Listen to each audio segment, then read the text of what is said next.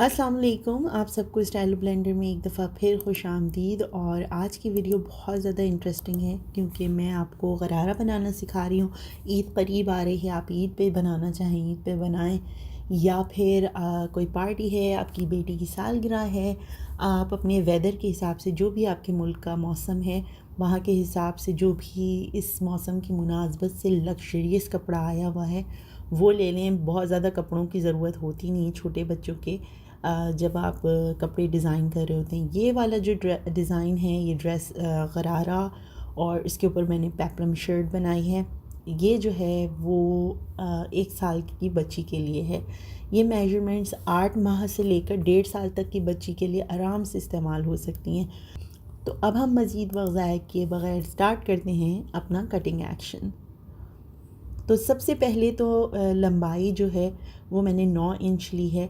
बहुत माजरत के साथ कि मेरा कैमरा रिकॉर्ड नहीं कर पाया, और तो इसलिए मैं आपको इस तरह से बता रही हूँ। उसके बाद जो टोटल कपड़े की मैंने चौड़ाई ली वो भी 9 इंच ली है, ठीक है। और उसके बाद जो क्रॉच एरिया के लिए मैंने निशान लगाए हैं, ऊपर से नीचे जो है वो मैंने निशान लगाया है तकरीबन 9 इंच के ऊपर, ठीक है। और उसके बाद 2.5 इंच यहाँ पर मैंने यहाँ तक निशान लगा के और इस तरह से गोलाई बना ली है, और इस तरह से ये मेरा क्रॉच एरिया बन गया है।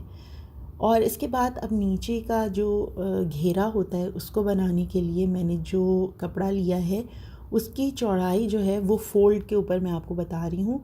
चौड़ाई जो है वो 12 इंच है और लंबाई 9 इंच है।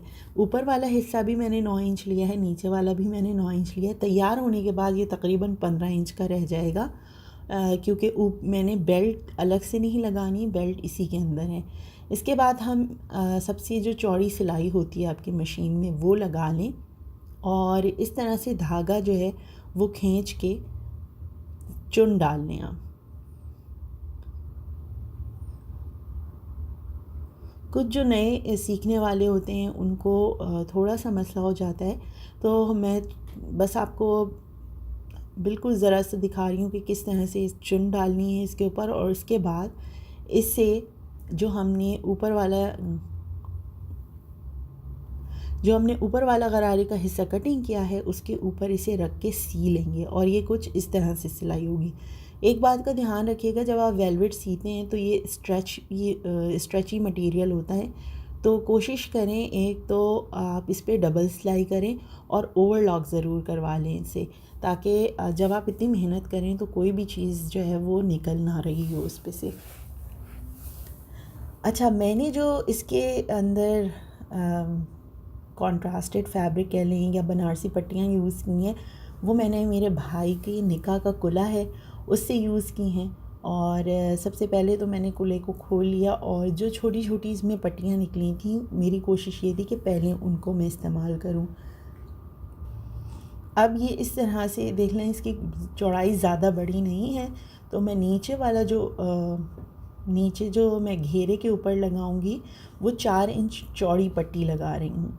आप कम और ज़्यादा कर सकती हैं, आप चाहें तो गोटे वाली जो बेलें मिलती हैं वो भी लगा सकती हैं, और 2-3 बेलों को मिला के भी आप बॉर्डर बना सकती हैं। ऊपर वाले हिस्से में भी चाहें तो आप सेम चीज़ इस्तेमाल कर सकते हैं। लेकिन अगर आप रेडीमेड जब गारमेंट्स देखते हैं, रेडीमेड कपड़े देखेंगे, तो उनमें वो मुख्तलिफ़ चीज़ों को इस्तेमाल करके और बहुत खूबसूरत सा कॉन्ट्रास्ट बनाते हैं।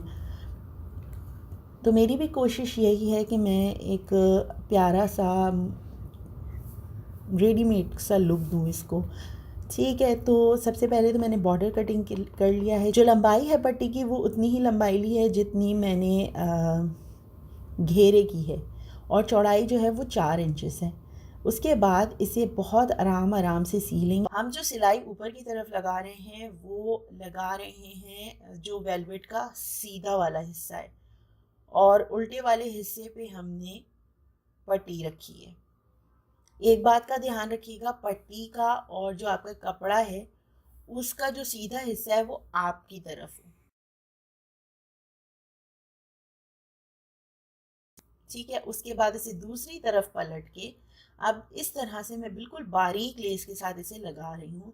आप चाहें तो पहले नीचे वाले कपड़े के ऊपर सिलाई लगा लें और उसके बाद बेल का हिस्सा ऊपर रख के उस पर सिलाई लगाएं।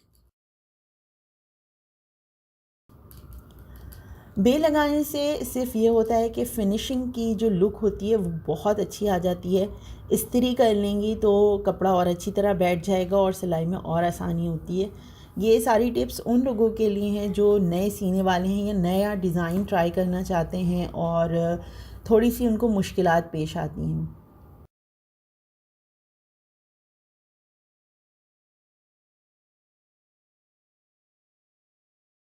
गरारे का जो नीचे वाला हिस्सा है उसके ऊपर मैंने बेल रख कर और इसको मुकम्मल कर लिया है। अब ऊपर वाले हिस्से में भी मैं आधा इंच अंदर की तरफ बनारसी कपड़ा मोड़ रही हूँ और बेल रख के सिलाई कर रही हूँ। मैं फिर वही कहूँगी कि अगर आपको इस तरह मुश्किल हो रही है तो एक तरीक़ा है कि आप पिन लगा लें और उसके बाद कपड़े को अच्छी तरह बिठा के पिन लगा लें और उसके बाद उसके ऊपर सिलाई करें। दूसरा तरीक़ा ये है कि पहले नीचे वाली जो बनारसी पट्टी हम लगा रहे हैं उसको सिलाई कर लें और उसके बाद बेल की सिलाई करें। यहाँ पे 2-3 चीज़ों का ध्यान रखना ज़रूरी है अगर आप साथ सी रहे हैं तो, कि नीचे जो आपका बेस का जो गरारे का मेन हिस्सा है वो जो है उसका कपड़ा कहीं दब ना रहा हो, कहीं चुनना पड़ जाए तो फिर गरारे का लुक बिल्कुल ख़राब हो जाएगा। और जब आप पट्टी मोड़ रहे हैं तो पट्टी पे भी झोल नहीं आना चाहिए, ठीक है। और इसके बाद जो ऊपर वाले जोड़ का हिस्सा है वहाँ मैं ये खूबसूरत सी मोती की लटकन स्टाइल जो बेल है ये लगा रही हूँ। और नीचे वाला कपड़ा इस चीज़ का भी ध्यान रखिएगा कि वो जो है वो ऊपर की तरफ एक तरफ कर लें सारा कपड़ा, ताकि वो सिलाई में आ जाए और आपकी सिलाई मज़बूत भी हो जाए और वो कपड़ा दोबारा ना निकले। ये वाली जो मैं बेल लगा रही हूँ इसमें ज़िपर फुट मैंने इस्तेमाल किया है और इसी तरह से मैंने अपने दोनों गरारे के जो पाइंचे हैं वो तैयार कर लिए हैं। जो भी आप इसे कहना चाहें मुझे बताइएगा इसे असल में कहते क्या हैं। गरारे के दोनों हिस्से हैं वो मैंने तैयार कर लिए हैं और अब हम क्रॉच एरिया से ऊपर की तरफ इन्हें सी लेंगे। गोलाई की तरफ से आप सिएंगी तो उससे होता ये है कि उससे कपड़े को सीने में आसानी होती है। और अगर आप नीचे से ऊपर से यानी कि सीधे हिस्से से नीचे की तरफ जाएंगी तो उसमें होता ये है कि थोड़ी सी कपड़े में क्योंकि खिंचाव होता है तो वो अनबैलेंस हो सकता है, ऊपर नीचे हो सकता है। इसके बाद जो दोनों हिस्से हैं उनको बीच में से मैंने इस तरह से खोल के और साइडों में सिलाई लगा ली है पाइंचों से इस तरह से। और कोशिश करें कि बच्चों के कपड़ों में डबल सिलाई लगाया करें। और उसके बाद जो एक्स्ट्रा कपड़ा है वो निकाल लिया है।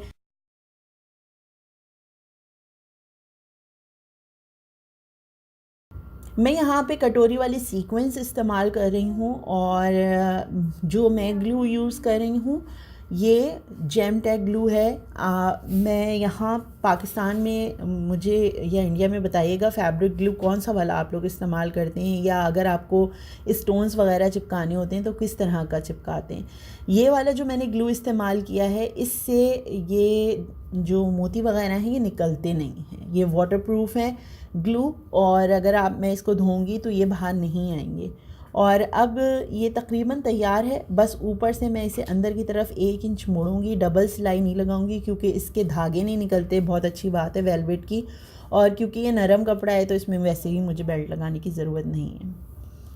इसके बाद हमारा जो है वो गरारा तैयार है।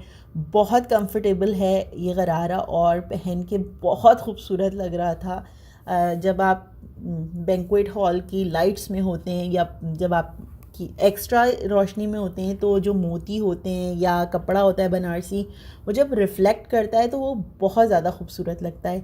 इस जो गरारे की शर्ट है वो मैं इंशाल्लाह जो है वो जल्दी अपलोड कर दूँगी ताकि आप ईद के लिए तैयारियां अभी से शुरू कर दें, क्योंकि माशाल्लाह रमज़ान में थोड़ा सा ज़्यादा काम हो जाता है और थोड़ा सा जो है इंसान सुस्त सा हो जाता है। और कोशिश ये होती है कि इबादत में ज़्यादा वक्त गुजारे और इन सारी चीज़ों को जो है वो साथ साथ भी अपने रखें।